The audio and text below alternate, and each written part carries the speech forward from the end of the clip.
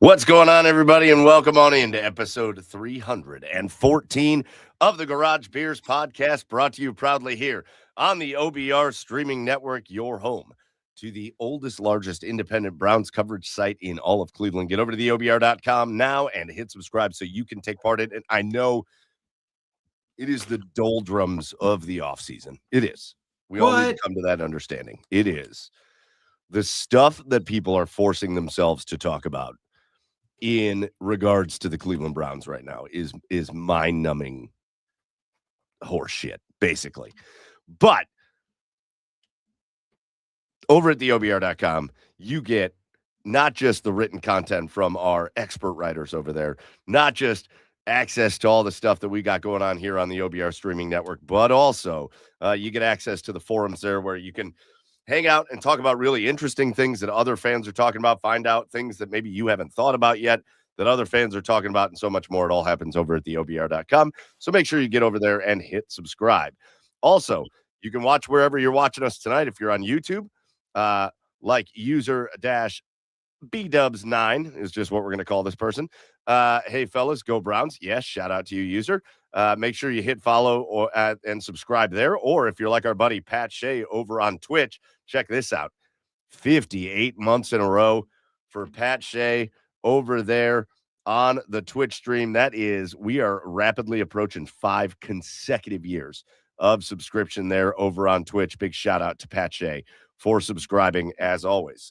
So make sure you hit like, make sure you hit follow. And then while you're doing all that, cheers right back at you, Pat Shea. While you're doing all that, get over to the socials and follow the Garage Beers on all the socials where you can keep up with us.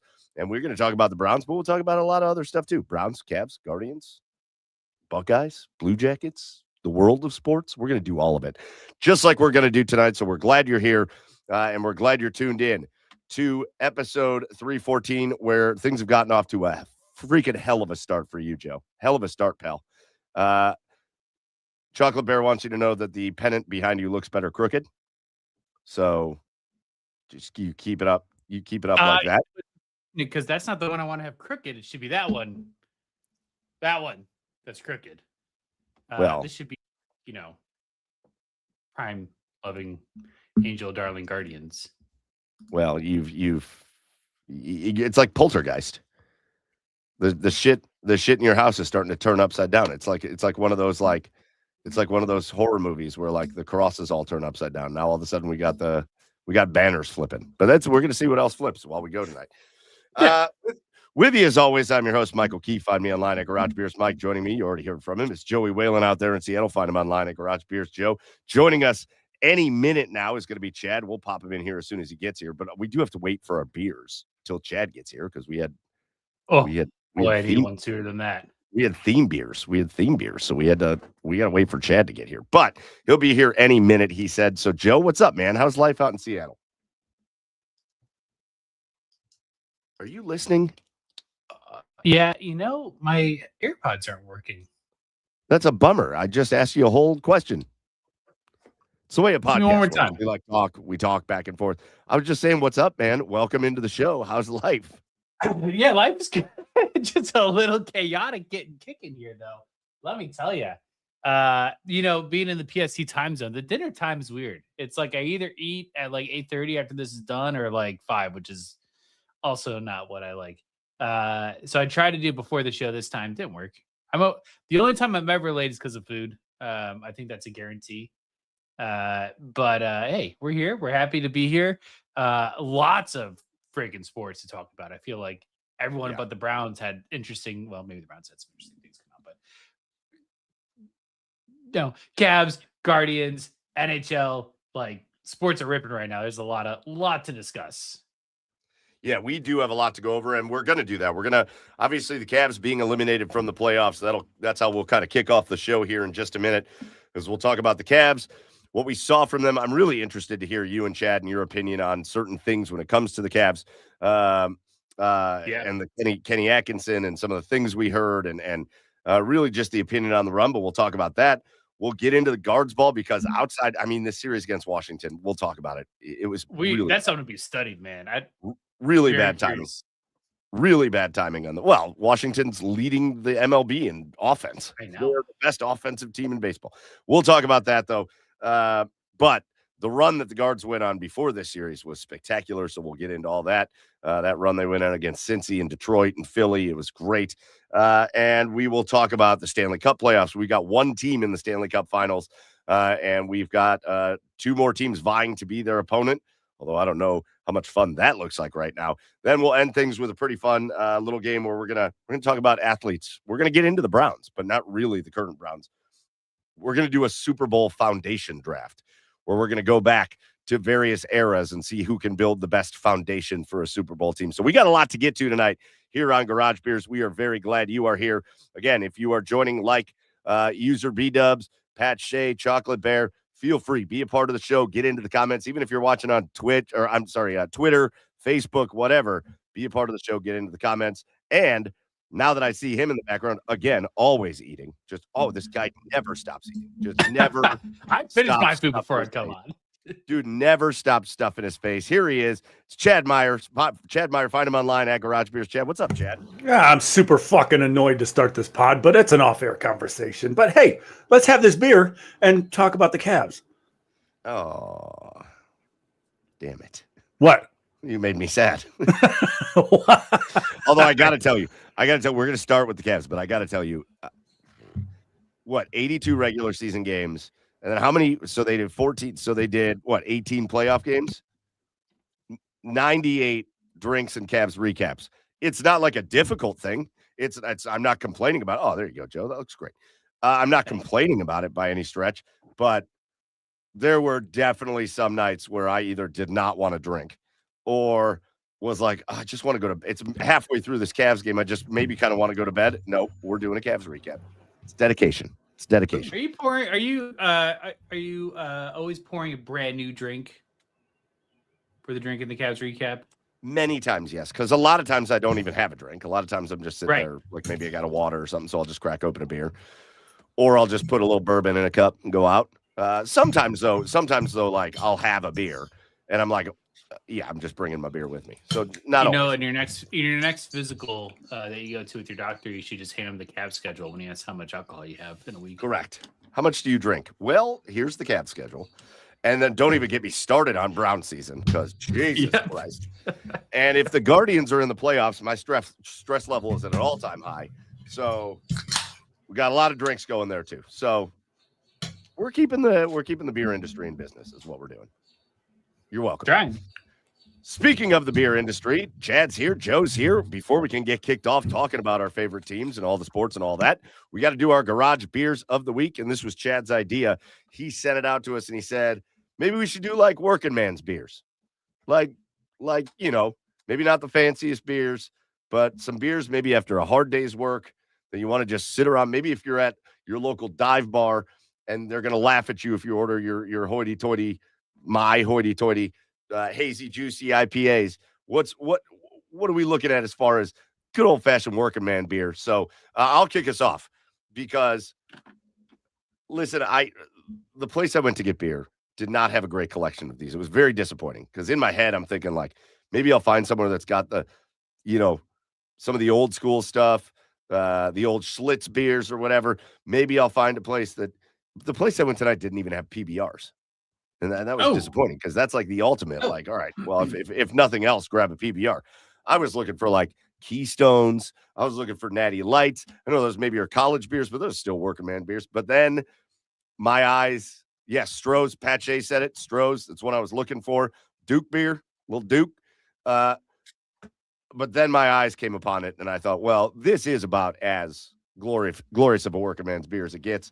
Boys, I'm going to just bring the mountains up, and we're just going to go not Bush Light, none of that BS crap, none of that Bush Light apple crap. Bush Heavy, boys. Bush Heavy is my working man's beer for this one, and that's what I'm going with. So cheers to you guys. Joe, what are you drinking? Shout out Drew in Brick City. Yes. Yeah. Funny story about heavy beers is when I first turned 21, we went to Topgolf in Nashville, and all my friends ordered Bud Heavies. And I was like, I don't know if I want that kind of gravities. Because I don't know. I was thinking it was like a Bud Light Platinum or something. So I was like, I'll take a regular Budweiser. Bam. And so the waitress is like, so you want Bud Heavies? And I was like, yeah. Yes. I would like to. We know where we're going with this with mine because it's just the Rainier. This is the working man's beer of the Pacific Northwest. I've become akin to this beer. It's delicious. I have honorable mentions that I can mention after Chaz because I don't want to take his away. So I'll save my honorable mentions for after Chad. Well, I love that. All right, Chad, what about you? Boys, nothing made my grandfather happier than coming home from work and sitting in the garage, drinking his favorite beer and working on his car. Okay, nothing made my grandpa happier than that. Yeah. So that was the only choice for me tonight. So, cheers to you, boys. Look at that, just a delicious Miller Genuine Draft. Oh, a little. No, we're living the high life. We're living the high life. Champagne of beers for the champagne of a man that my grandfather was. Joe, Pat Shea says grab an Olympia while you're up there. That's another good working man's beer up there in the Pacific Northwest. All right. Chocolate Bear's drinking a Mick Ultra Seltzer. That doesn't quite fit in, but you know what? Hey, it fits in tonight with us because they all fit in tonight with us. Keep it coming. Let us know yours. Joe, you said you had some honorable mentions. It was High Life. It was the first case of beer I ever got from a place I used to work that had a case of Miller High Life that I grabbed when I was too young to be grabbing cases of Miller High Life. But that was my honorable mention.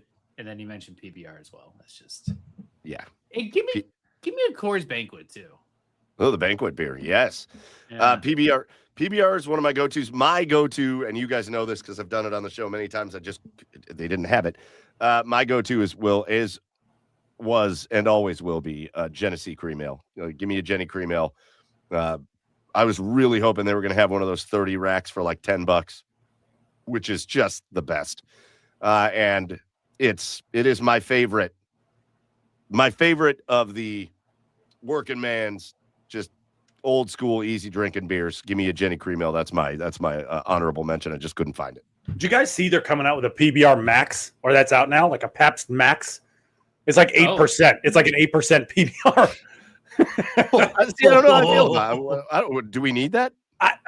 We might have to. We might have to. There's a target audience for that. Chef Brian K says nothing wrong with the Mickey's Big Mouth. I do think one of these weeks we're going to do a 40. We've never done 40s week, and I think we got to do a 40s week here on the show. So that'll be soon. All right, that should be like our scheduled game kickoff show for the Browns season, just to warm our bodies up. Yeah, we'll let Cameron know. Cameron, grab a 40 and let's do the schedule game. All right, boys, let's get into episode 314. And like I said, we're going to have we got a good show. We've got a lot of stuff to talk about. And so let's lead it off with the Cleveland Cavaliers, whose run through the NBA playoffs came to an end as they get swept by the New York Knicks in a series that, guys, I said it over and over in my recaps, but truly it felt like that series started Game 1, Madison Square Garden, and that series ended Game 1, Madison Square Garden. Games 2, 3, and 4 just felt all the way through like a formality. When they lost really non-competitively in Game 2, it was one thing. But when they came home Game 3 and just got beat up again by the Knicks, it was like, okay, this is it. They're done. And then Game 4, obviously, they were down by about 50 at one point. They lost by like 35. But the run comes to an end. But the conversation is in a lot of different places right now. So I want to talk about overall feelings because people are yelling at each other about this because nobody can have nuanced opinions. But you've got two groups of people that it feels like are the main talkers with this Cavaliers team. You've got the group of people, and these seem to be a lot of the people we have on our show because I think we tend to gravitate towards the like ultra logical type of guests where they're going, you have to appreciate what the Cavs did this year. You have to appreciate the fact that they went for it. They made some moves. They certainly improved their team from the way they were playing previously. And they wound up being one of the final 4 teams in the NBA. And if that is not good enough, at least on a year-to-year basis, if if that's not at least a good result, even if it's not the ultimate result, then what's the point of even playing the games? If we're not able to have fun watching your team be one of the final 4 teams, then what's the point of playing the games? Then you've got the other group. I feel like this is maybe a little bit more reactionary, the folks that get caught up in their emotions. But then you got the group going, I had no fun with this. This was not enjoyable. This was not fun. This was a slog. This was a grind. And there were a few really great parts to what felt like a very unstable run. And you got these two groups of people really yelling at each other. So when you've heard this going on, when you go back to the James Harden trade and the Schroeder and Ellis trade, from that point until the Cavs got eliminated, how we describe it, in your opinion, your feelings towards the Cavaliers season? Man, that's an incredibly loaded question. I will say I'm of both minds with this. I think absolutely you should not take going to the conference finals, the semifinals of the season for granted. Like, that was our milestone for improvement. We did hit that technically. And I'm like, it's just so rare to get there. Like, it's unlikely we'll get there next year. It's unlikely we'll get there any year because just there's 30 other teams trying to get there. And more teams trying to get past that. So I'm very grateful that we got there. From the other side of the fence, it's just frustrating to see the run play out like it did, because really didn't feel like we were getting beat by teams. It was more like we were beating ourselves. And that's just, from a fan base perspective, that's just not fun to watch. I totally agree with that point of view. Like, it's just not enjoyable to watch your team beat themselves, and on the games you win, you are dumb. Like, you have it in you as a team to win these games outright. But then when you're shooting yourself in the foot constantly, it's just not fun basketball to watch. And I think going back to the James Harden trade, like, it comes down to, and maybe this has worked at other times, but when you bring in a superstar caliber player like James Harden, mid-season is a tough time to do that, man. Like, you are operating as a team, playing a certain way, and all of a sudden, 2/3 of the way through the season, you have this dynamic piece that can really help your team. But in order to unlock the full potential, like, you don't have the time to sit there and practice and develop concepts and I don't know, really figure it out. I feel like I just felt like they didn't look cohesive after that trade. A couple of times they did, obviously, but like, I think an offseason would do them well. But is this team the right solution? Who knows? Maybe it is. Maybe it's not. I agree with a lot of what Joe said. I think I'm a combination of both of those, right? This team was so up and down the entire year. I mean, so up and down the entire year. And this is probably spoiled Cavs fan talking, but this was one of the more underwhelming 50-win seasons, I think, in the history of basketball, right? Yeah, they won 50 games, and it's great. Like, they look great, but I think what really got to a lot of people is the losses they would take. A lot of those losses were just not so non-competitive. And it was the same way going into the playoffs, right? You make that James Harden trade, and you're not making that James Harden trade for the regular season. You're making that James Harden trade for the postseason, which, when you look at it, James Harden, sure, he's had some good playoff games, but James Harden has historically not been a good playoff basketball player. He just hasn't had the same production, the same consistent production as he does during the regular season. And it was no different in these playoffs. And it seemed like the big games he would have in the playoffs, they a lot of times it would be in the inconsequential games, because in crunch time, it seems like he wouldn't be, the James Harden we all expect him to be. But I think the up and downness of this team throughout the entire year made it hard for me, at least me personally, to really wrap my head around this team being a true championship contender. So I'm not saying they weren't. Obviously, we've seen this team when they play at their ceiling, they can beat anybody. Like you said in a lot of your recaps, Mike, when they hit their ceiling, they can play and beat anybody. But they never showed that on a game-to-game basis, right? If it was throughout the regular season with some of those non-competitive losses they take and into the playoffs, if you could like point to like one or two things, right? You could be like, okay, if they just fix this, they can win game 5, they can win game 6, or whatever series it is.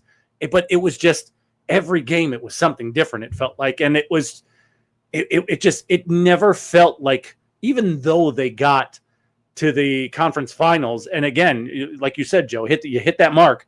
So technically, it is progress this year. It never felt like this team was on its way to a championship.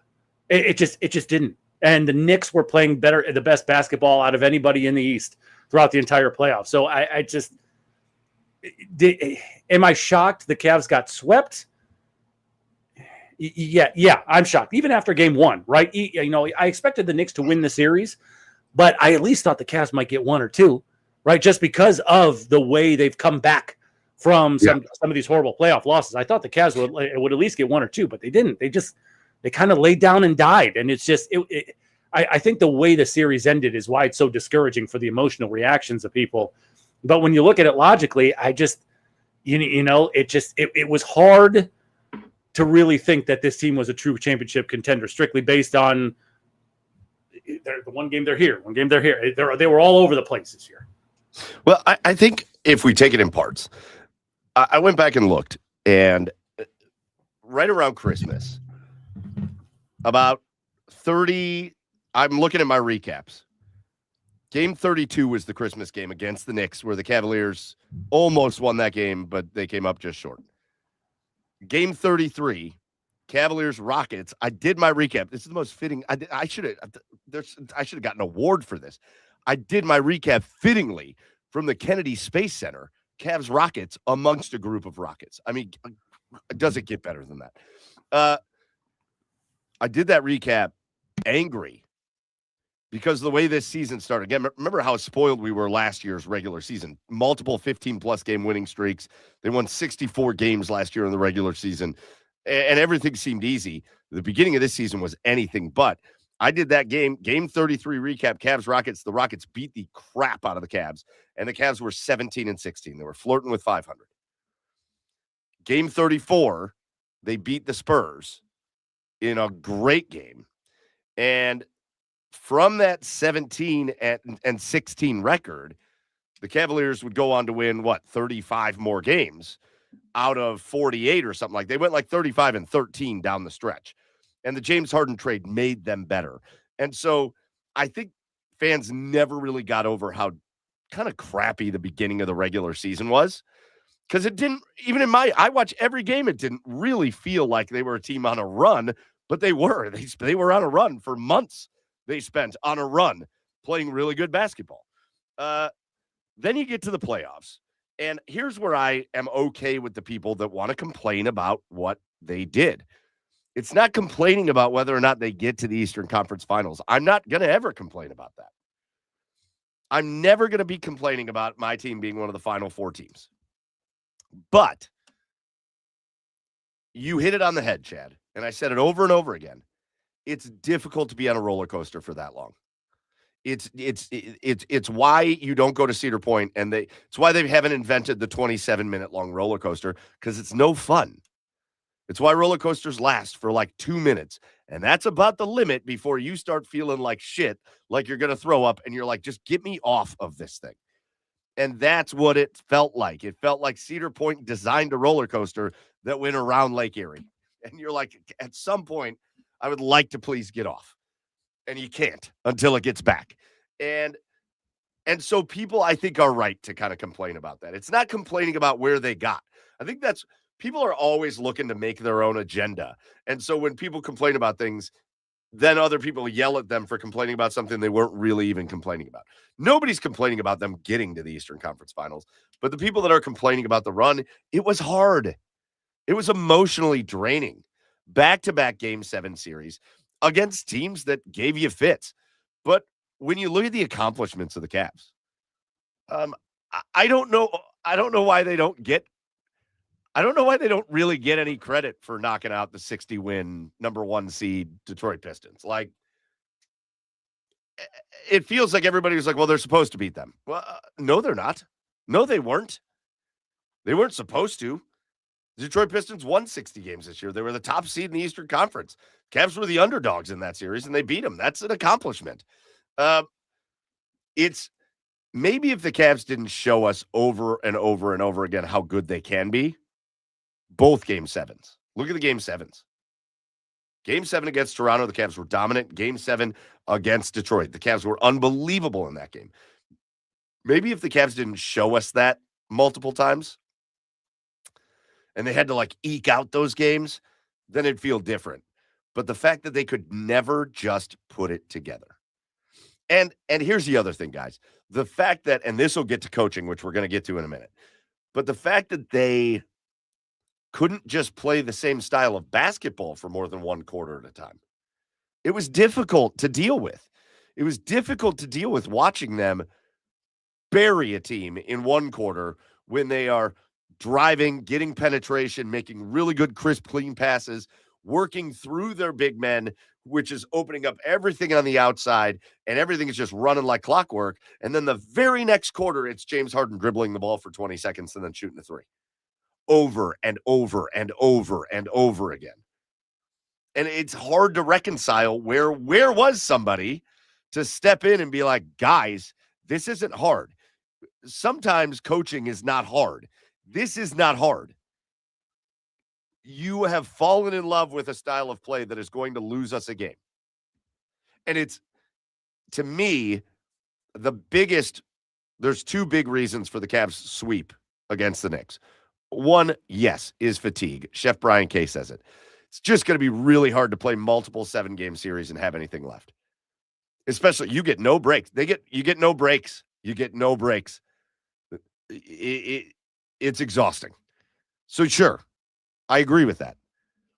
But those New York Knicks go on a 12-0 run or a 15-0 run or whatever in that fourth quarter, and Kenny Atkinson just wants his timeout for the end of the game.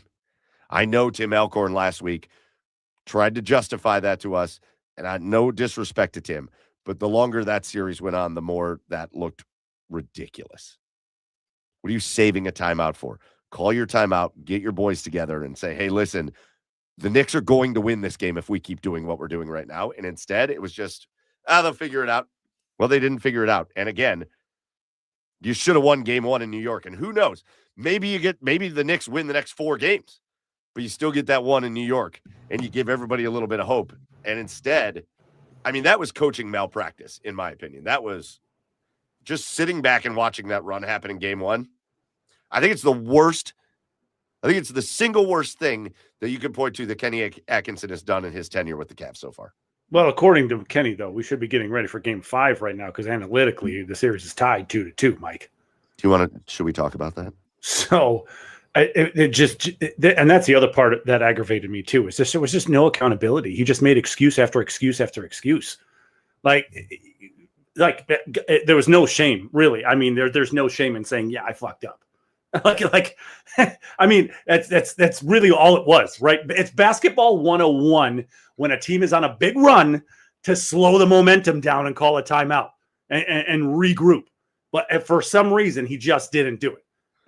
I don't know. It's like you said, it's malpractice because it feels like you only do something like that, like on like direct purpose, like on purpose. It's like, how do you lose that?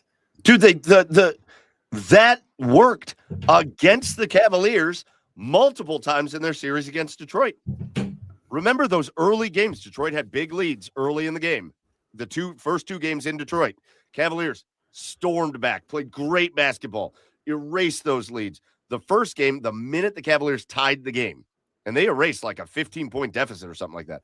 The minute the Cavs tied the game, JB Bickerstaff took a timeout. What happened on the other end of the timeout? Detroit went on a run. The Cavs didn't recover. And then the next time, the Cavs stormed back, and they actually took like a 2 or 3 point lead. JB Bickerstaff calls the timeout. What happens out of the timeout? Detroit goes on a run. The Cavs never recovered. Detroit wins those 2 games. Like, it's not to say the timeout guarantees you a win, but I bet you when you get your guys over and you settle things down, you get one more defensive stop or you get one more bucket out of that timeout because that's all you needed. It's one literally more bucket wins that game. It's literally at every level of basketball. A team goes on a run, you call a timeout and regroup. It's literally from high school on up, middle school, even middle school on up. A team goes on a run, you call the damn timeout. Like I can't wrap my head around that or defend Kenny on that at all. I need somebody to explain to me. I understand. Don't get me wrong. I'm being a bit facetious here because I think I understand what he was like trying to say, but I do not understand what the fuck he meant when he said that quote. Analytically, we should be up 2-1 in this series. When we know what happened in game 1, but they still lost that game by 11. And yes, should they have won that game? Sure, but they didn't. But the Knicks scored more points. Yeah. And every other game, what's he talking about? The rest of the series, you got your doors blown off by 16 points in game 2. You lost by 13 points in game 3, and you lost by 37 points or something like that in game 4. What analytics is he looking at that takes points off the board for the Knicks and gives them to the Cavs?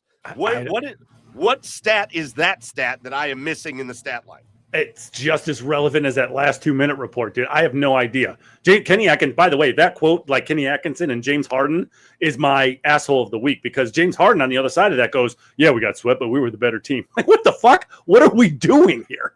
What are we doing?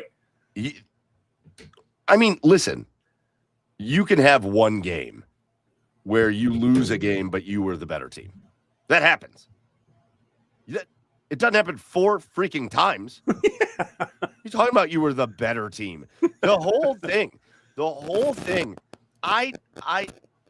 not gonna lie, I didn't listen a ton to a lot of it because, frankly, of what I had heard throughout the series, I was like, I don't even want to hear anymore.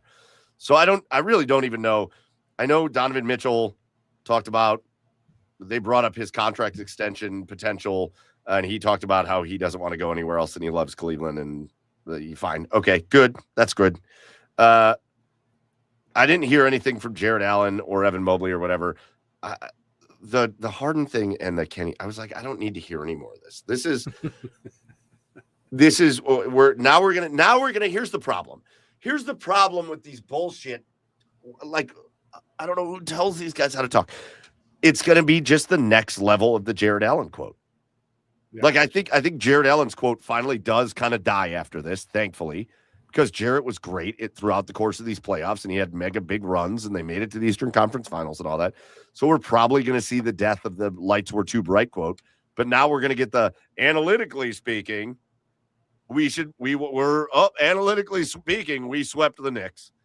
Like, anybody with eyeballs could see that outside of 3.5 quarters of this series, the Cavs were never the better team. Never. The difference between those two is Jared Allen can turn that quote around, right? He can get rid of that narrative. Kenny Atkinson's never going to live that down. Like, he's never going to live it. Not at all. Not as a coach. No. Not as a coach. Players can play the way out of that. Coaches cannot. Yeah. Well, and James, and listen, there's obviously the James Harden quote, but James Harden is at a point now in his career where whatever he says, everybody's just gonna be like, oh, okay, James. Like, all right, James. Whatever, James. It's like the old grandpa that. Okay, guy. So the Cavaliers lose. The Knicks were clearly the better team, and it finally again. The big separator to me, I said this in my video, but you guys let me know your thoughts. The separator in the series to me was the way the Knicks always play Knicks basketball and the Cavs don't play Cavs basketball. I'm watching the Knicks. You would watch them, and it's just a constant barrage on them getting shots from where they want to get shots from. And so it's Jalen Brunson getting just kind of in that short to mid-range game where he is automatic. He's automatic. When he lets go of the ball, it goes in. It's Mikal Bridges. He'll take the three if it's wide open, but he's dying to get into that mid-range jumper game where he is basically automatic. After game 1, it was Karl Anthony Towns barreling towards the hoop most of the time, which some of the most impressive basketball I've seen from Karl Anthony Towns happened in this series, where he really decided to get aggressive and he wasn't just strictly a 3-point shooter. But that was Knicks basketball. They were taking what the Cavs were giving them and they were making shots. And then I'm watching the Cavs, and I feel like the Cavs' entire makeup is we either want a dunk or a three-pointer or nothing else. Like, I'm watching the Knicks just bury the Cavs with mid-range jumpers, which I know that's not like the in thing in the NBA, but like I'm watching the Knicks just bury the Cavs from the elbow, from the free throw line, from just outside the key, and they're just getting good looks and taking them and hitting them, and they are burying the Cavs. And then I'm watching the Cavs get those same good looks, but then throw a cross-court pass for a three, which they shot at a miserable percentage for like the 5th straight year in the playoffs. And that for me, I said I hope Kenny learned lessons the past, after last year, whatever. To me, I hope that's a lesson for the Cavaliers is like, you don't have to force things. Take what defenses give you and make open shots, and you can do the same thing as the Knicks. I don't know why that's hard. The Knicks feel like they play the most simplified level of basketball offensively, and it's why they're the most efficient offensive basketball team. That to me was the biggest difference. Yeah, no, I mean, I completely agree. I don't really have anything to add to that. So, comes out afterwards because lots of people are angry with Kenny Atkinson and how he managed, how he coached, and then the comments. And lots of people are angry.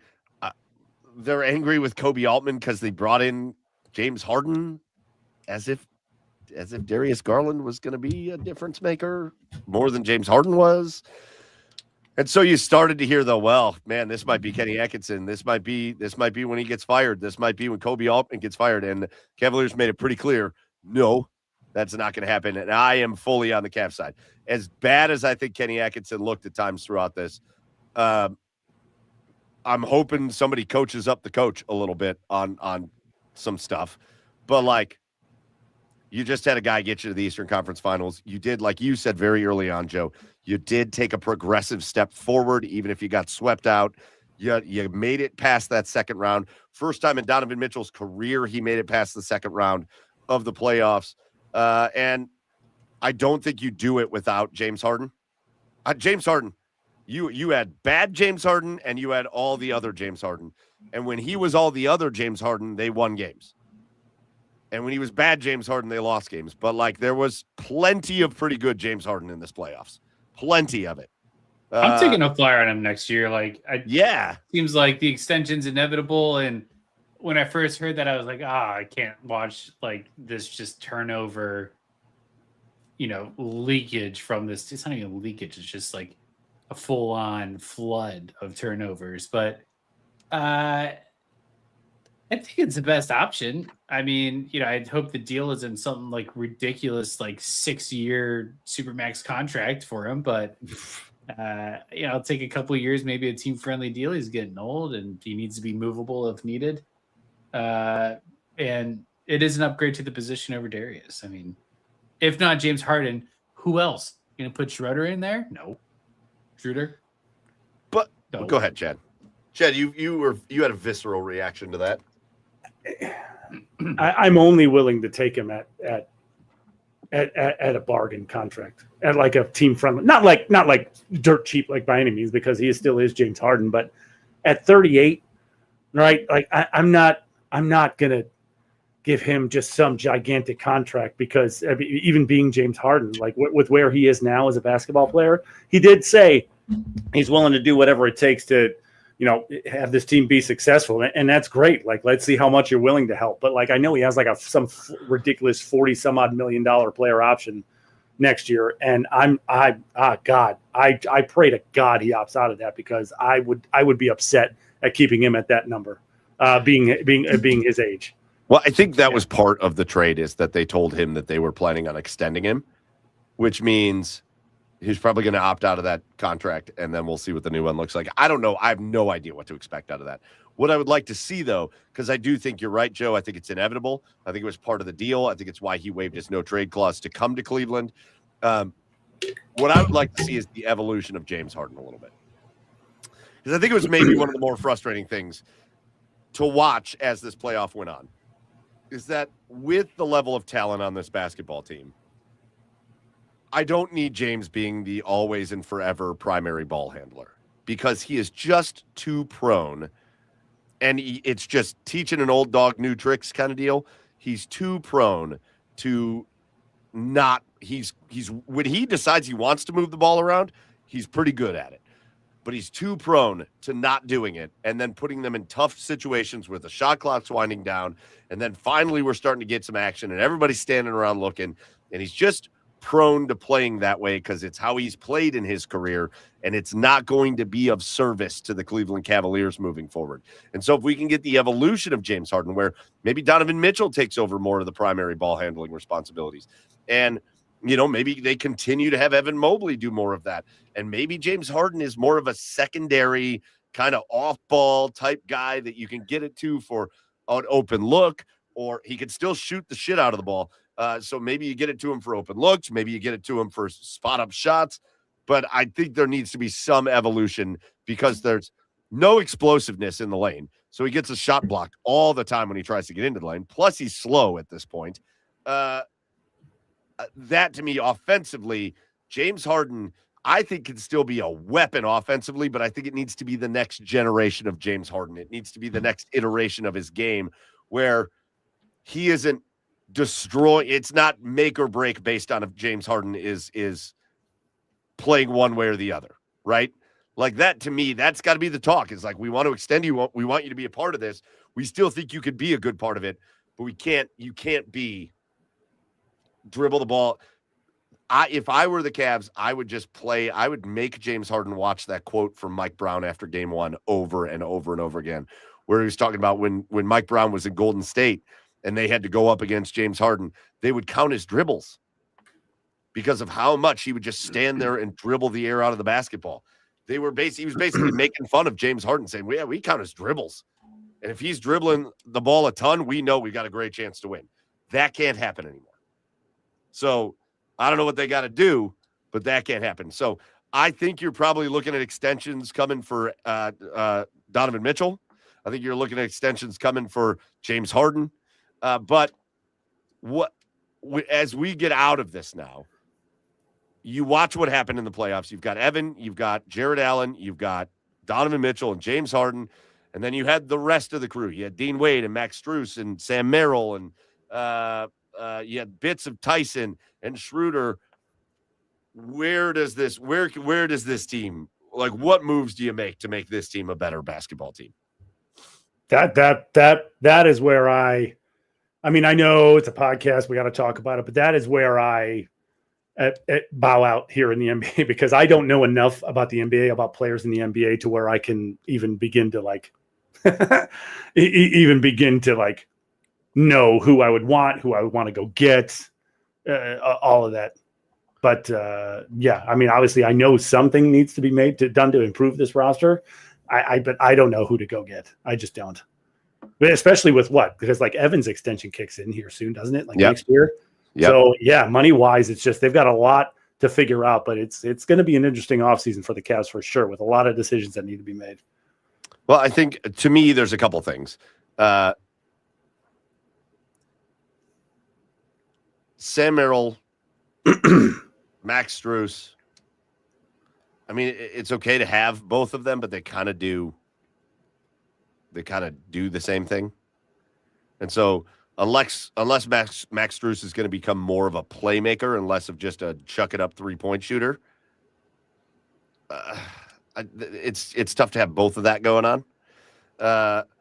Dean Wade, I'm fine with the fact that Dean Wade isn't going to ever be just an offensive threat. But I think he's very good defensively. I think the team makes a jump when he's out there defensively. I don't know if he's good enough. take a look at what New York does with Mitchell Robinson. That dude stinks offensively. He is a stinker offensively. He shoots 30% from free throws. You got Hackle Robinson, but he's so good defensively that he changes the game on that side of the ball. I don't know that Dean Wade is that good defensively where you're going to put up with no offense for a pretty sound defensive player. I think maybe we've up-talked him a little bit too much. And then they got to find a guy like that. I think they were kind of hoping Thomas Bryant could be a guy like that could be kind of an enforcer type, big man off the bench. And he just turned into a guy that loves to go in and chuck three-pointers and sometimes play a little defense. So they got to find guys that are a little tougher, that can make life a little bit more difficult defensively. And then they got to find some guys that are willing to put in whatever work needs to get put in to be a little bit more consistent with the way they play. Like, I'm going to go back to Max Strus. I really love Max Strus, and I love the energy he brings to the Cavs when he's on the floor. But I don't know whether I'm getting the Max Strus that's going to shoot 5 for 9 from beyond the arc or the Max Strus that's going to shoot 0 for 8. And it changes every game. And there's too much inconsistency there. There's too much inconsistency with their support players that you need some guys that are going to be a little bit more consistent out there. And, of course, the number one thing that's going to get talked about this offseason is Donovan Mitchell and James Harden have already talked about how they are trying to lure LeBron James to bring him in to be another guy on this team. And part of me thinks, okay, I mean, like I can't say no to LeBron James. The other part of me thinks, oh my God, I'm thinking of James Harden now and LeBron and the potential for the most catastrophic explosion of all time. Who cares? Bring LeBron back for the last year. We don't even need to make the playoffs. Guys, but LeBron final year in the Cavs uniform. Come on. But he hates coming home. He said it himself. He hates coming home. He hates playing home. Well, he can spend his off days in LA. All right. He's got a PJ. Yeah. Well, we'll see. We'll see what happens. But Knicks are in the finals, and they will be taking on the winner of a really good series, the Spurs and the Thunder, where I think is tonight. Is that game going on tonight? No, tomorrow. Tomorrow, and I think SGA's out for Game 5. Is he really? So, or at least no. Game 6. This is Game 6. Is it Game 6? Yeah. What happened? Was it Game 6? I'm pretty sure the Thunder took a 3-2 lead last night. Was that last night? Yeah, Thunder lead the series 3-2. Yep. Okay. All right. So we'll see what happens there. But yeah, OKC won yesterday. Did SGA play in that game? He did. He did. Because everybody, the flop compilation videos keep coming out. So you know what it is, and this is my fault because I get caught up in this stuff too much. Do you ever get like the notifications on your phone from like Twitter or whatever? And it looks like it's from ESPN, but it's from one of those like rip-off ESPN sites. Yeah. It'll be like breaking news, SGA won't play in Game 5. I think that popped up on my phone and I thought, wow, that's a big deal. And I never actually looked at it. And I think it was one of those like rip-off sites. Assholes. Full court press. Yeah. All right. I want to do a couple quick hitters. But before that, let's do Asshole of the Week, which you already did, Chad. Well, I just thought of another one. So you got another one. And then let's do some quick hitters and we'll get into our game here. As again, the Cavaliers go into the offseason, and the only thing we know about how it's going to go is Kenny Atkinson's still going to be the coach. Kobe Altman's still going to be the GM. So that's what we know. All right, let's do Asshole of the Week. Chad, you kicked us off with the Kenny Atkinson comments, which are really good. That's a good Asshole of the Week. What's your second one, though? My next one, because it was Kenny Atkinson and James Harden, those quotes. My next one is LeVar Ball. LeVar Ball just talking out of his ass this week. I mean, I know he was trolling, but saying that they signed Lonzo at the beginning of the year for the postseason. Oh, yeah, you didn't sign Lonzo Ball for anything but this post. LeVar, your son sucks. All right, LaMelo is really good, but your son Lonzo, he blows. He's not been. I mean, he's a decent player, I guess, when he's playing well, but like he's not making a difference on a playoff team. Sorry, buddy. No, That he just always sucks. This is the same guy that said Lonzo is a better player than LeBron James. So yeah, we'll let him have it. Joe, asshole of the week. Give me Dan Wilson of the Mariners. I don't know if you saw the piggyback pitching situation that they did, where they are running rotation where Luis Castillo and Bryce Miller are both starters. But instead of going a 6-man rotation, they are each starting like 4 and 5 innings in a single game. They didn't tell them they were going to do that until like the day before start against the A's over the weekend. Oh, good. Good. And so you have Luis Castillo getting pulled. He started the game getting pulled in the 4th inning. And then literally the broadcast had camera in the dugout for almost the entire inning because like he was like visibly upset on the bench. Dan Wilson was like consoling him for the entire inning.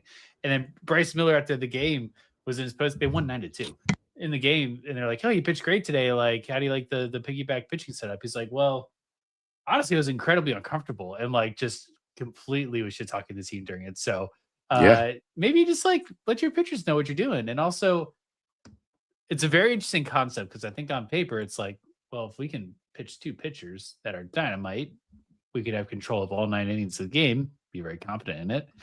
But if you're telling a starting pitcher like you're only going out for 4, maybe 5 innings every start, like it's different. It's like a bullpen sentence right there. Well, you're messing with players' contracts too. I mean that's what players are thinking about, like incentives, numbers for future negotiations. Yeah, it's big weird. Deal. It's weird. Very it's weird stuff. All right, so I am going to mesh up because it only feels like it makes sense if I do this way. I'm going to mesh up my cheer of the week and my asshole of the week. So this will be my cheer of the week, and then my asshole of the week. But obviously, with this week being Memorial Day, the cheers of the week we do every year, just for anybody in the service that obviously that lost their lives defending the U.S. and the reason we support Memorial Day, the reason we celebrate Memorial Day is for the service members that have been lost in active service for the U.S. military. And so we obviously salute them as we do every single year. My asshole of the week, though, is going to stem off of this, and I don't care what holiday. What a segue. It comes from this. It comes from this. My asshole of the week are the people who cannot let a goddamn holiday go by without being the person that's like, well, the reason we have Memorial Day or the reason for Christmas or the reason for Easter or the reason for Labor Day or whatever. The reason for holiday guy is an asshole. The biggest asshole. And just a horrific asshole. I don't know why you think everybody needs to hear that. Somebody will be like, oh, man. I'll see like a post online of like, oh, I can't wait to go to this Memorial Day cookout because everybody cooks out on Memorial Day. I can't wait to go to this Memorial Day cookout. And immediately I'll see like, well, the reason for Memorial Day is for your cookout. And I'm like, who invited you here? This is why you don't get invited to any Memorial Day cookouts or Christmas dinners or, I don't know, Thanksgiving meals or whatever. You weirdo. Nobody needs you to interject why this is going on. No, everybody understands it. Everybody gets it. We understand why holidays exist. Not all holidays exist for the reasons people even think they do, but like, chill out being Mr. You got to know the reason for this type deal. It is top-notch assholery, and it got me worked up this week. I will say this. I've been coming across a lot of reels lately of like World War II veterans still alive, like visiting Normandy Beach for their first time. Like they finally go back, like some like 101-year-old vet goes back there and like, someone was cutting onions at that time when I was watching. It must've been. Yeah. Cause like, great. Oh, like when I remember the one, he picks up the sand and he goes, there's no blood in it. And he just starts crying. And I'm like, oh God, fuck. Oh, so that's cutting onions, man. Like, you see that, or there's another one where a guy recognizes his wingman in a grave site where I'm just like, oh yeah, dude. Yeah. Tough. That's the stuff. That's the cheer of the week stuff. Yeah, for sure. Herb from his basement getting mad at people for going to picnics or whatever. Asshole. Total asshole of the week. Damn it, all right. Herb. Let's do some quick hitter stuff. Let's talk about the guards, because what a run that team has gone on. They were up until this Washington series, and let's talk about it for a minute. They lose 2 out of 3 to Washington. And after the run they went on, that feels disappointing. But man, oh man, this I feel like this series was just wrong team, wrong time. Like, Washington is not going to finish this season as one of the best offensive teams in baseball. But right now, they are the best offensive team in baseball. And they came into Cleveland, man, and just those first 2 games. Hey, maybe if you could turn that down. Those first 2 games, I think, how many runs did they score in the first inning of each of those games? It was like they scored 7 in game 1, I know. Yeah, I think they scored 4 in game 2. They scored 11 first inning runs in the first 2 games. Those games were effectively over. So wrong team, wrong time there. They're just hitting everything, and that's fine. But the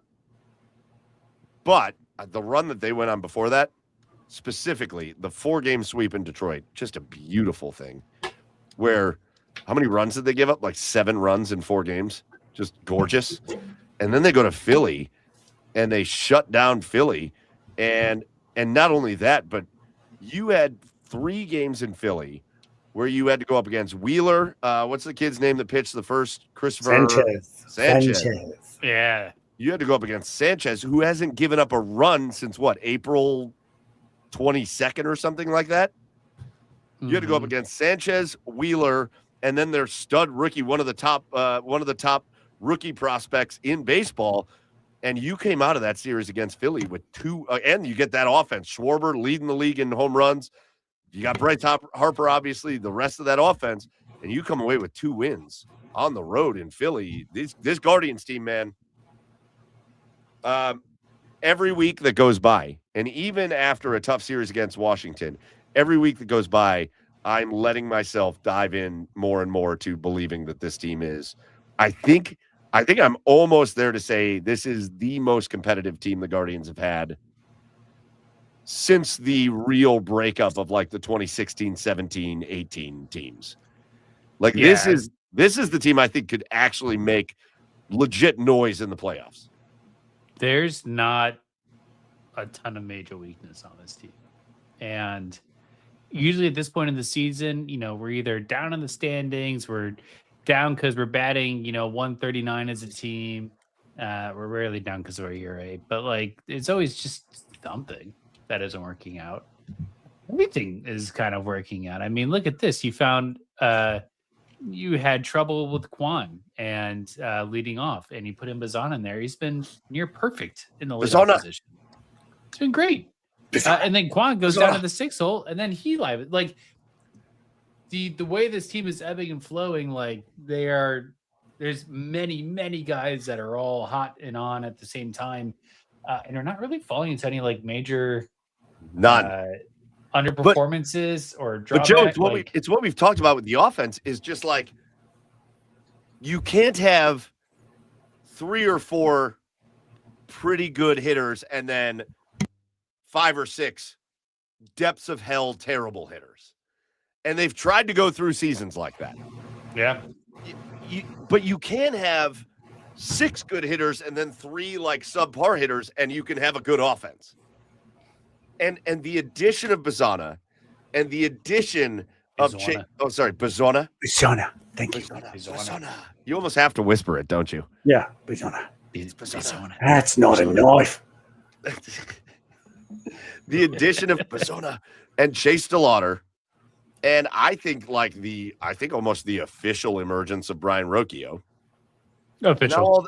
Now all of a sudden, you get Quan coming around a little bit. Now you look around and Angel Martinez, I think, should be an everyday guy.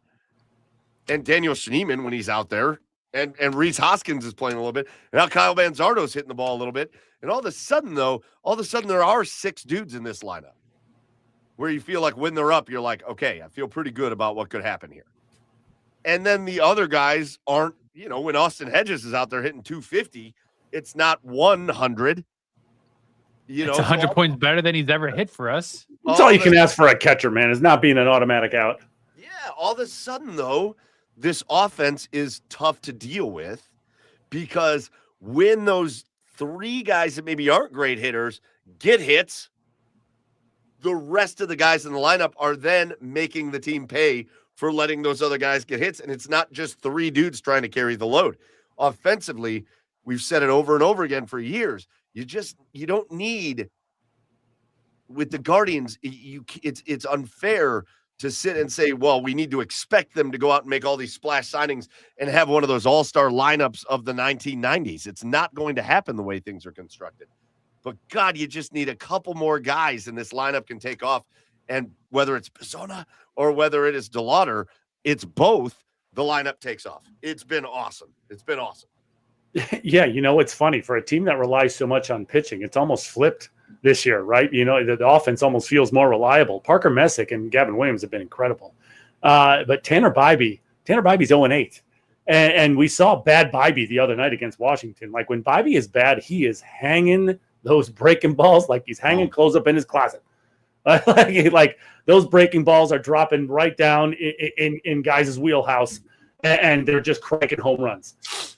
Right. And then, Joey Cantillo, I mean, he had a bad outing. What was it, yesterday? He had a bad outing yesterday. And he's been okay, I guess. But then you get to the bullpen, though. I guess the bullpen's been the biggest issue. Now, Cade's turned things around, and he hasn't blown a save since, I think it's been amazing. April or whatever. But yeah, I mean, you got a bunch of those, but everything in the middle of that bullpen has just been, unreliable at best. Right, Peyton Pallett. I mean, I know he's gone now. Paulette, Paulette, whatever, is in favor of Logan Allen. But yeah, Sabrowski was kind of started the year great, but then he was kind of up and down after that. Now he's injured, so it's like it feels like the bullpen and a couple of those starters are the biggest question now. Are the biggest like holdbacks for you, because this offense, it doesn't feel like this offense. Yes, they're going to go through ups and downs. It's a long baseball season, so it's not going to. They're not going to maintain at this level all the time. There's going to be 2, 3, 4 games where they might not hit the ball very well, but this feels sustainable. What they're doing right now feels sustainable for a long period of time. I agree with you, but I disagree with some of the things you said. I thought bullpen's been unreal. Cade Smith has been unhittable. Yeah, Sabrowski had a couple moments of not being. Sure. He had a couple moments of not being great, but he's been largely. By and large, he has been spectacular this year. How about Tim Herron? He walks everybody and gives up no runs. Tim Herron walks everybody and then just gets out of his own messes. He creates a mess and gets out of it. That's not sustainable, though. Maybe no. Not. But it's also kind of, yeah. You say that, but it's kind of how he's been his career. Like, sure. That's been his career, and it's been good. How about Hunter Gaddis finally back, and he is mowing everybody down? I think Matt Festa is reliable out of the bullpen. Listen. If we're going to talk about middle of the bullpen, like mid relief guys, they're all unreliable. There's no great mid reliever in baseball, because if they're great in mid relief, they're going to get pushed to the back end of games. So middle relief is always going to be unreliable. But I was just having this discussion the other day. I think the guy that is the most kind of unfairly talked about. Now, don't get me wrong, he's not having a great year, but I think it's Tanner Bybee. I think when they start him on like opening days, it says he's our ace, but I don't think anybody expects him to be the ace. I had zero expectation that Tanner Bybee was going to be an ace in this rotation. I thought Gavin Williams would pitch well enough to be an ace, and I thought Joey Cantillo would pitch well enough to be an ace. And he's had up and down moments, but I think Joey Cantillo has been largely great. And obviously then Parker Messick stepping up. I mean, he's going to get Rookie of the Year consideration. I think the way everybody talks about Tanner Bybee's had some bad luck decisions, because he's pitched some really great games and he's pitched some clunkers. But like Tanner Bybee, to me, you know who he reminds me of? Charlie Nagy. Tanner Bybee reminds me of Charlie Nagy. He's just like a consummate, like, third or fourth starter in a rotation. But because he's like kind of a steady guy and like he's been around for a long time, he starts on opening day. But otherwise, this guy's not an ace. And the problem is everybody talks about him because he starts on opening day. Everybody talks about him like, well, he's the ace. No, he isn't. And I think if you just took that out of your mind and you thought, what if Tanner Bybee was like your number 4 starter? You'd be like, oh yeah, this guy, he might be 0-8 or whatever, but like some of those losses were not on him. Well, he's also he's also the highest paid pitcher on the roster. So you're paying him like your ace. So I mean, I think people have expectations because of that. But I do agree that there has been a couple of times where the offense really hasn't helped him out a lot, for sure. But in large part, he scares the shit out of me every time he pitches because he leaves so much over the middle of the plate. He scares the shit out of me every time he pitches. Well, I was glad to see the Guards get that victory today against the Nationals. Now we got a 3-game homestand coming. Now you get the AL East 3-game homestand coming. Starts tomorrow against Boston. The Red Sox. What? Starts Friday. Sorry. Dipshit. Starts Friday. Oh, man. 3 games against Boston 23-31 or something. They're not having a great year in Boston there. And then you get to have a little fun you get to take almost identical records out to New York, and you get the Yankees, and that happens next week. So you get the AL East challenge coming. What were you going to say there, Chad? What were you going to say? Well, I saw a stat. I don't know if you guys saw it, but the win today makes 28 consecutive series that the Guardians haven't been swept. So it's the longest active streak in the AL. So let's go. Wow. That is impressive. Yeah. Hell yeah. Right? Hell yeah, it's impressive. Yeah. I'm not mad about it. Here we are. Look at us. It's a gauntlet because we got the Rangers after the Yankees. It's a heck of a road trip, actually. But that's how we felt. That's how you felt going into the last one. It's kind of crazy. I mean, you're in Detroit for 4, Philly for 3, home for a quick 3 series against the Nationals, and then you're gone for. Well, you get the Red Sox at home too. Oh, they are at home. The Sharks. I'm so sorry. Oh my god, idiot, total idiot. Oh. All right, real quick before we get to our game, quick hitter on Stanley Cup playoffs. We've got one team that has punched their ticket to the Stanley Cup Finals, and man, oh man, did they do that in convincing fashion. And you guys sent it in the text. You guys sent it in the text message today. A team that went into the playoffs with less points on the season than the Columbus Blue Jackets, the Vegas Golden Knights, make it into the postseason and then steamroll through the postseason. And they absolutely hammered the Colorado Avalanche. I don't think Colorado was ready for them at all. Obviously, them having Makar out, it makes a big difference. I don't know if it made that big of a difference. And Vegas is back in the Stanley Cup Finals again, and they will take on the winner of Carolina and Montreal. I believe they got game 4 going on right now. Is that game 4? Yeah. And last time I saw, Carolina was up 3-0. And they still are. It's a second intermission. Carolina's after that rust game, after they shook off the rust and that shellacking they took in game 1, they're locking it down. This series is over. It's going to be Carolina Vegas. Vegas. What are we thinking about that series? If that's the series, unless Montreal's that weird team that Carolina should. They should, they'll take a 3-1 lead if they hang on to win this game. Carolina should be able to punch their ticket to the Stanley Cup Finals, but Montreal's just that team that like does weird things. Yeah. And back against the wall, all of a sudden they get really good. But assuming it was Carolina Vegas, how do we like that series? How are we feeling about that series? Let me backtrack for a second to Vegas, Colorado. Listen, Vegas, they're there every year. Always. Like they're just there. They're that team. Yeah. They're that team that the NHL helped out big time because they wanted Vegas to be good right off the bat. They helped them out in this expansion draft with the rules, everything that they set up for them. They helped them out big time. But like this is going to make their 3rd Cup final in the 9 years of their existence. It's fucking, and they always seem to make the right trade, the right moves at the right time. Like it's all right. It's like the Patriots, right? Patriots, you got all the good out of a guy, then you cut him when he was good. Like, thanks for your service. Goodbye. We're going to get the next guy. And then some asshole team like the Browns picks him up and signs him in the offseason. They're like, guess who we signed? And then we're like, oh, God, he's terrible now. Yeah. and this is a Vegas team that was like, could not get a save at the beginning of the year. They trailed They were this. They trailed the second most minutes in the league this year, next to Vancouver. They trailed the second most minutes.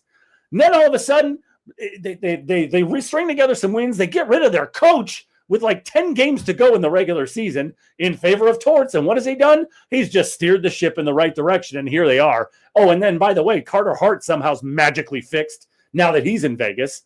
So it's like listen, I knew that the goaltending was an advantage for Vegas, and I knew they were a really good team, right? When they're going, they're a really good team. But never in my wildest dreams did I think they would sweep Colorado, right? Yeah. I never thought that. I knew Colorado wasn't, their goaltending was a question mark, and that's what you look at when you're in the playoffs. But I just thought they were too high-powered offensive. Even with Makar missing, I thought they were too high-powered offensively for Vegas. But holy shit, did I not expect a sweep at all? Yeah. Crazy. Go ahead, Joe. I was going to say, I didn't expect that at all either. If there's any solace in the Cavs losing how they did, almost an equal implosion of the Colorado Avalanche. I mean, they have the excuse of Cale Makar, but I don't.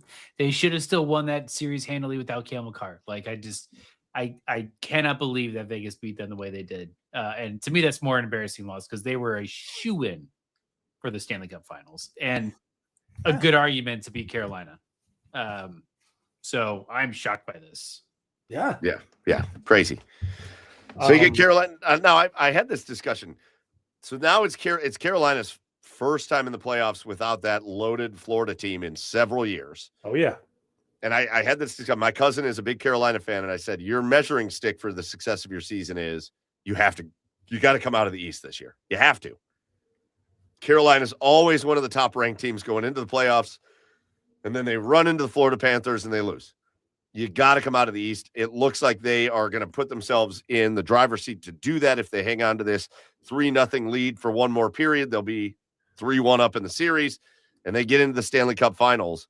If you're a Carolina fan, what are you feeling at that point? Are you feeling like, cool, now we're playing with house money, or are you feeling like, hey, this is a Vegas team that kind of stunk in the regular season? They weren't great, and now they're just on a heater. We just need to be the better team and go out and win a Stanley Cup. Like, what's the feeling if you're a Carolina fan? I'll eat it if Vegas wins the Stanley Cup, but like they've hit their ceiling. There's no shot that they go against Carolina and put up a competitive series. Like, I think this is 5 games Carolina wins. They are just year after year. They are like, I think, the best team in the East, and then they just get stonewalled by the best playoff team we've seen in the 2020s in the Florida Panthers. I mean, you cannot take away what the Panthers do year in and year out in the playoffs. They didn't get there this year, so they weren't able to turn it on. The Canes will win that series, I think, handily. And I think that should be the expectation for them, because you're not going to get this fluke, no Florida, no Toronto, no juggernauts of the East again next year. And so this is the window for them. Yeah, I listen. The one rap Carolina has had, right, is that they don't have that superstar, right? They play very good team hockey. They're a very good team. I mean, they're basically like 4 second lines playing out there, right? I mean, they got some very, very good players, but they don't have that star to push them over the edge, right? When they need a big goal, like they don't have that guy you can look to make sure they get a goal. But man, let me tell you something. With the way that they're playing this year and the moves that they made on defense, they play a man-on-man defense, and they're sticky.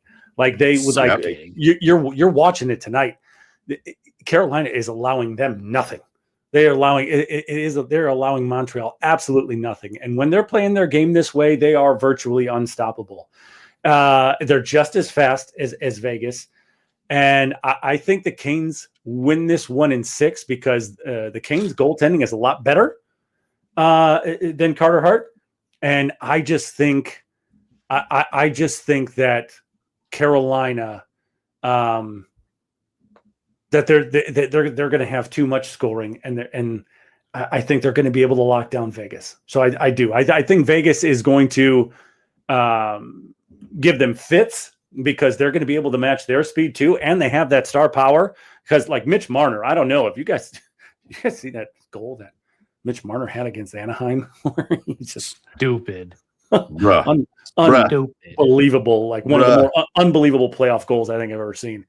So I mean, between Marner and Eichel, and they also play a physical brand of hockey, like Keegan Colasar, and I forget the other guy's name is escaping me right now. Lead the playoffs in hits.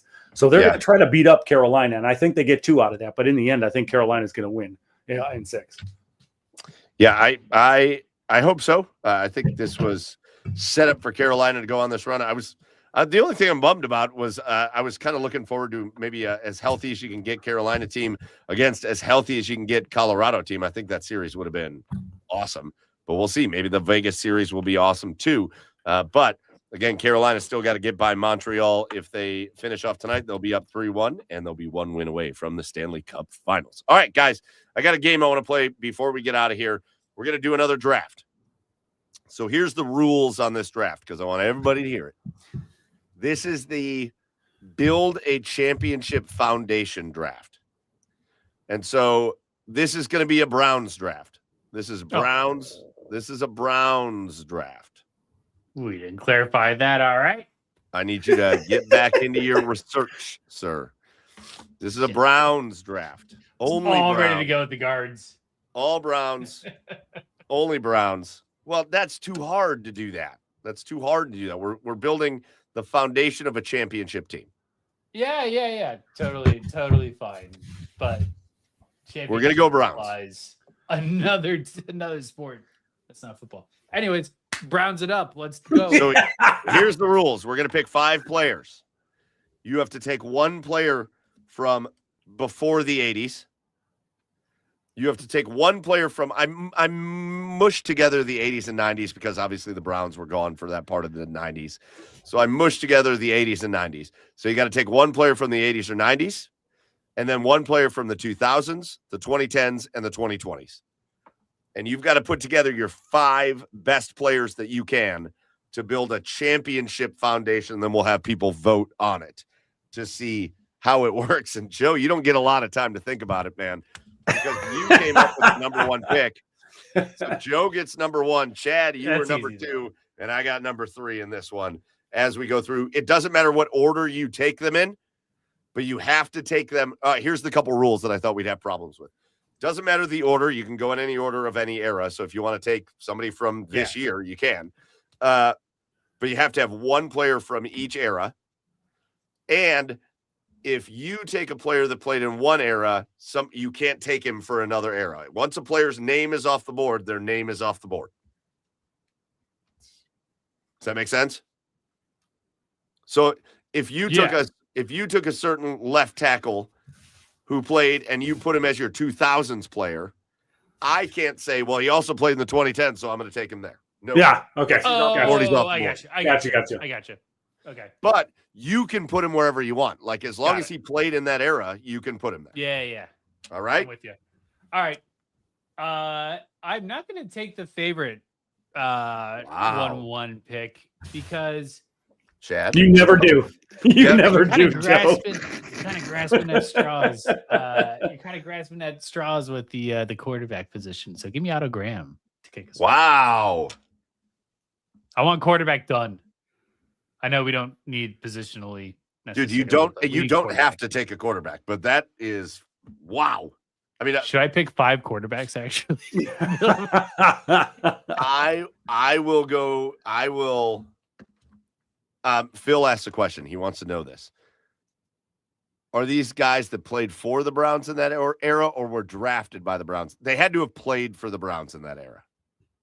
Yeah. Had to. Okay. So I don't know if it's somebody they drafted in that era, but then like traded or whatever, they had to have played for him in that era. So Otto Graham, Joey gets his pre-80s off the books right off the bat. Listen, 1-1. I mean, you can't really go wrong with a franchise quarterback, right? I mean, come on. You took the franchise quarterback, 1-1. The expectation is Jim Brown, and it wasn't going to be Jim Brown. Listen, I will go to my deathbed being a staunch defender of Otto Graham, who nobody outside of Cleveland knows who Otto Graham is. And I will go to my deathbed talking about his accomplishments. I just did not see that coming. I didn't see it coming. So I think it's a good pick. I don't have a problem with it, but Otto Graham off the board and 1-1. Chad. Ugh. I hate this because I want to take two players pre-80s, but I can't. You can't. No. Ugh. You're stuck with the schmucks of the 2000s and up. I mean, you can't not go with the greatest Brown of all time and Jim Brown, I guess. Wow. So, I mean, yeah, give me my running back for the next 15 years. I hate it. I like that I don't have to take my pre-80s player now until the last part of this draft. That's great. I hate it. I hate it with a passion. Yeah. All right, you've left me in an interesting position here because I get back-to-back picks. And I'm going to take the greatest defender that's ever played for the Browns. And I don't care that it's recency bias or not, but I'm taking Myles Garrett. Nobody's ever been a better defender for the Cleveland Browns, and that's a long history. I just don't know where I want to put him. I think I'm going to put Myles. I think I'm going to put him in the 20s. I'm going to put him now. So I'm going to get my 2020s player off the board. All right. And we're just going to knock him out. And then, I am thrilled, boys, because I'm going to turn around and I'm going to take the greatest left tackle that has ever played for the Cleveland Browns in Joe Thomas. And I'm going to put him, because I got a choice there, I'm going to put him in the 2000s. So I'm leaving the 10s open. And I'm going 2000s for Joe Thomas. So I'm going Myles Garrett and Joe Thomas back to back. Super.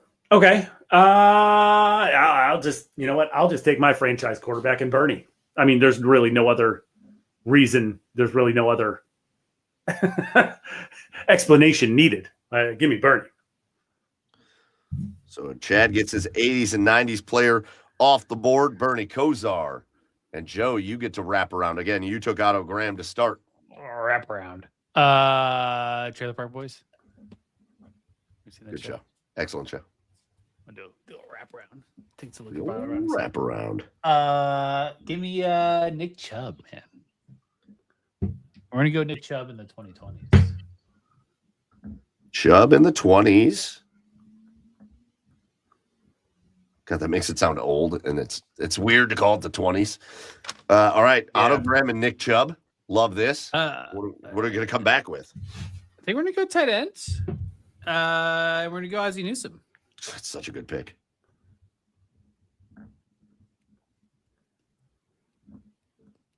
So your 80s and 90s are off the board.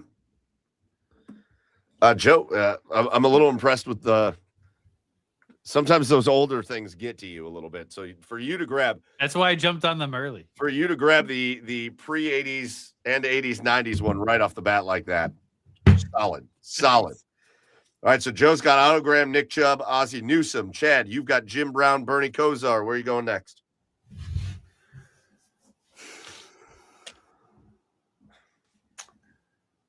Fuck.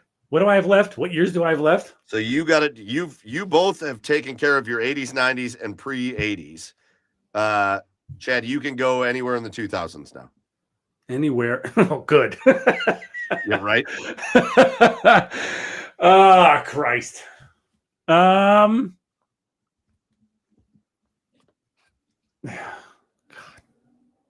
Because everything in the 2000s has been so bad. It's been terrible. Yeah. It's horrible. I hate it. I hate it with a passion. I guess give me K2. Kellen Winslow? Yeah. Oh God, you're an idiot. Yeah. Hey, listen. Damn. That guy caught anything and everything in his way. He was really good. He was really good. With 3 or 4 defenders draped on him, no grandmas at the time, but 3 or 4 defenders draped all over him. That dude was catching the football. Did you fucking say no grandmas at the time? Dude. What have you done? Oh, no one's what? Oh, there we are. No grandmas? Yeah, Kellen Winslow. Kellen Winslow Jr. God, that's so fucking stupid. That's so fucking stupid. It's a super interesting choice that you made there. Oh, God. Okay, so you guys gave me, this was nice. It was nice to be in the third spot because you guys knocked out pre-80s and then 80s, 90s with your first two picks, or two of your first three, Joe. So I could just save those for last. To me, the hardest decade to pick players from was the 2010s. Even though I know later in the 2010s you start to get good players, but the 2010s to me, if you look earlier than that, It's go 0-16 in that stretch somewhere. It's very difficult. However, I'm going to go with kind of a troubled guy myself. Kellen Winslow, not that troubled. He was just, my guy was playing football. Wasn't a problem. My guy was playing football 10 years earlier than he should have been playing football, because if he was playing football 10 years later, nobody would have given a shit about what he was doing, and he would have had an insane career. To date, the best wide receiver I've seen play for the Cleveland Browns in a long, long time. I'm going Josh Gordon. And I'm putting him in the 2010s, which is where he played. But Josh Gordon was unstoppable, unbelievable. And the fact that his career got derailed for weed, which is now something that anybody can do all the time, is just it'll always go down as just one of the most frustrating things of all time for me. All time. So I'm going Josh Gordon in the 2010s. And then I get to turn around, and I already took, I think, the best defensive player in the Browns history. I'm going to take one of my favorite defensive players in Browns history. Give me Clay Matthews as my 80s, 90s player. I'm taking that all day, every day. And Clay Matthews should be in the Hall of Fame, period, end of story. When you look at the other people that are in the Hall of Fame and then you put them up against Clay Matthews, it's wild that he's not in the Hall of Fame. So give me should be Hall of Famer Clay Matthews. Chad, back to you. Can I switch my K2 pick for my 2000s? Can I? Nope. Please? No, I've already made picks. No. Chess rules. How about we make an exception? Nope. You can do some honorary mention, but you get grandma's boy. That's your pick. So now you need a 2010s and a 2020s. You've just gone in order. Where'd you He's go? gone. There you go. Chad's like, fuck this. I don't know. Denzel Ward. What decade do you want? 2020s. Sure. Chad's over here going, oh, I got Kellen Winslow. Did Aaron Hernandez ever play for the Browns? Yeah. Can I get him on my team? And Sean's still out there. Because I just thought of a guy. I just thought of a guy in the 2000s, and I'm like, fuck, why didn't I just take him? But yeah, well, you didn't. Who? All right, Joe, you've got pre-80s, 80s, 90s, and 20s, so you need 0s and 10s. Oh, okay. Yes, I do. Here's your last two picks. Otto Graham, Yeah. Nick Chubb, Ozzie Newsome. Who's coming? I'm going to go 2000s, and I struggled with this one a little bit because it feels a little more Mount Rushmore-y than building a team around. But he was pretty freaking electric. Give me Josh Cribbs. Cribbs. All right, so you get one of the great return men of all time, and now current special teams coach at Kent State, Josh Cribbs. Yep. I And think now also you get just how piss poor we play special teams nowadays is really influencing these last two picks and how important it is to have good special teams. And if this guy wasn't taken, I was fully prepared to pick Charlie Hewlett as my last pick. Jesus Christ. But I'm not. I'm picking Phil Dawson for the 2010s. Phil Dawson comes through for the 2010s. Automatic. I love Phil Dawson's story because if you remember early part of his career, he was not automatic. But man, when he got to the last parts of his Browns career. Amazing. Got All a right, lot so of reps in. you've got your team filled out. Chad, you need a 2010s player. Yeah, well, I already fucked this up. Give me a Taba Rubin. All right. Am I really writing this down? Oh yeah, sure. I mean, I already fucked it up. So, oh my god, I love that you did. Can we redo this real quick? Nope. You don't want OBJ? A Taba Rubin. There's so many bad players, the Browns in those decades. Yeah, lots of them. Just tons of them. All right, so that leaves me with pre-80s Cleveland Browns. And oh my God, the list is long and strong, which was not my nickname ever. And so I feel like you could go with like some like emotional picks almost. I feel like you could go with, there's a player I want to go with that I'm not gonna go with. But I think I'm gonna stay. I think the Browns are running back for most of their existence, and so I think I'm gonna go Leroy Kelly. He gets overshadowed. He gets overshadowed by Jenkins. He gets overshadowed by Jim Brown, but Leroy Kelly is still just incredible running back, one of the greats in Browns history, and I think I'm going to go with it. So here's the final teams. Joe goes with Otto Graham, Nick Chubb, Ozzie Newsome, Josh Cribbs, and Phil Dawson. Chad goes with Jim Brown, Bernie Kosar, Kellen Winslow, Denzel Ward, and Ataba Rubin. Shout out to Ataba Rubin. Then I went with Myles Garrett, Joe Thomas, Josh Gordon, Clay Matthews, and Leroy Kelly. Those were the teams. Chad, what are you most mad about? Everything. Everything. Well, here, okay, if I could redo the draft, and let me tell you something. This is what I was debating between, because I wanted to get my pre-80s Browns player out of the way.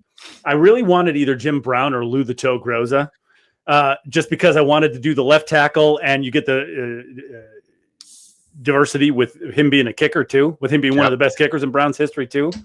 I still would have stuck with Bernie on the wraparound if it would have got to me. My 2000s player, who I thought of way after that, would have been Jameer Miller. No, I love Jameer Miller. I know. And then my 2010s wide receiver would have been Amari Cooper, right? And then my final pick would have been Ataba Rubin for sure. No, I'm just kidding. Just kidding. Your 20s would have been Amari I know. Yeah, my 20s would have been Amari Cooper. But that's, if I could redo this draft, that would be my team. I was really down. I was really down between Leroy Kelly and Lou the Toe Groza. Those are obviously it's Lou Groza Boulevard, and he's a local dude, and there's a lot that's there. He's legendary in name. I think he's a little bit more legendary in name than he was. An awesome player. Don't get me wrong, but I think Leroy Kelly was the way to go for me. But there's plenty of other players you could have thrown in there as well. But yeah, Chad, yours is a real interesting team there. Interesting. The good news is I regretted it as soon as I said Jim Brown, and that's weird because being the greatest Brown of all time. It's weird saying that. I had Marion Motley written down, but most of the guys I had written down went. I had Joe Hayden written down. Joe, a great Brown, and I had Jarvis Landry. If I really needed a 2010s player, because again, the 2010s is a miserable time in existence for Browns fans. But I had Jarvis Landry written down because I think he meant a lot to the team. And I think that, and he had great years here. So, but again, Joey, Otto Graham, Nick Chubb, Ozzie Newsome, Josh Cribbs, Phil Dawson. I had Myles Garrett, Joe Thomas, Josh Gordon, Clay Matthews, Leroy Kelly, and Chad had Jim Brown, Bernie Kosar, Kellen Winslow, Denzel Ward, and Ataba Rubin, which is my favorite pick that's ever been made in the draft. Yeah. We'll post this. Chad, you can do your AI thing and make a pretty cool thing to post this, and we'll see who people vote for. Okay, I'm going to vote. I'm going to put it up with the team I just said. I'm going to need you to do that. I'm gonna put it up with the team I just told you guys. Right. But anyways, boys, all right, let's get into our cheers of the week and get out of here. And again, I did my cheers earlier, but I think it's fair enough to say one more time with Memorial Day being this week. Cheers to those who made the greatest sacrifice for our country and all of their family members that made the greatest sacrifice. And the reason we celebrate Memorial Day, even though I don't feel like we need to scream it at each other, we can just enjoy the day. But my cheers goes to all of them. You guys take it around. Cheers of the week. I'll just go super superficial. I got this like hammock chair at Costco over the weekend. It's like a Tommy Bahamas little like swing chair, and that's been bringing me a lot of joy. Been sitting out there and just chilling by the fire, drinking some beers. It's been nice. So we're gonna cheers this chair. It was either that or Kyle Manzardo for his pinch hit home run. So hell yeah. You went with the right choice. Swing chair. I was sitting in the chair 100%. when I heard that home run, though, so that was, kind of came together. Yeah, it brought everything together. It was like the dude's rug from the Big Lebowski brought everything together. Tied the whole room together. You peed on my rug. Rug. I'm not Jeffrey Lebowski, man. I'm the dude, man. All right, Chad, cheer of the week. My first cheer, I have two cheers. My first cheer goes to Abner Uribe of the Milwaukee Brewers after striking out Alec Burleson of the Cardinals. He brings back the DX chop, the DX suck and chop. So good. It was fucking so good. Awesome. To bring that back. It was a triple pump, wasn't it? It's triple pump. Like it was it hard. He just suck it. And they challenged it too, so that got overturned. That would have sucked. Yeah. And then my second cheers goes to my daughter Hazel. She got invited to this developmental team for softball, and she's going to get some real instruction and maybe take that next step to travel ball. Oh man! And then your life is over. Yes, but no, because we're not going to do travel ball. Oh yeah, that's good. Speaking of that, last thing, I coached my first ever. Like I was the head coach of I'm the head coach of Patrick's. It's his first year in kid pitch, and I'm the head coach. Coached my first ever game last night. One of the greatest times of my whole life. Nice. It was a blast. Who won? Oh, we did not win, but we had a blast. Nice. And it was great. So nice. Yeah. Shout out to Hazel. All right, that's going to do it for us here on episode 314 of Garage Beers. Let's just do our thank yous before we get out of here. First of all, big thank you to the OBR for hosting us. Get over to the OBR.com and hit subscribe over there to join Cleveland's oldest and largest independent Cleveland Browns coverage community. Again, OBR.com, hit subscribe. You can be a part of it. And our biggest thank you for this show goes out to all of you that joined us. The comments were great tonight. Had a good time. A lot of people on Twitch, a lot of people on YouTube that were joining in and jumping in the chat. We appreciate you guys and appreciate everybody hanging out with us. If you don't catch us live, remember you can always catch us, come back and watch us on YouTube or Twitch, or we're on all of your favorite podcast sites. So get over there and either watch or listen to Garage Beers anytime you can't make it live. Again, that'll do it here for us for episode 314. We'll be back next week with episode 315. But until then, for Joey Whalen out in Seattle at Garage Beers, Joe, for Chad Meyer on the east side of Cleveland at Garage Beers, Chad, I am Michael Keefe at Garage Beers, Mike. We will talk to you next week. Until then, as always, cheers, everybody.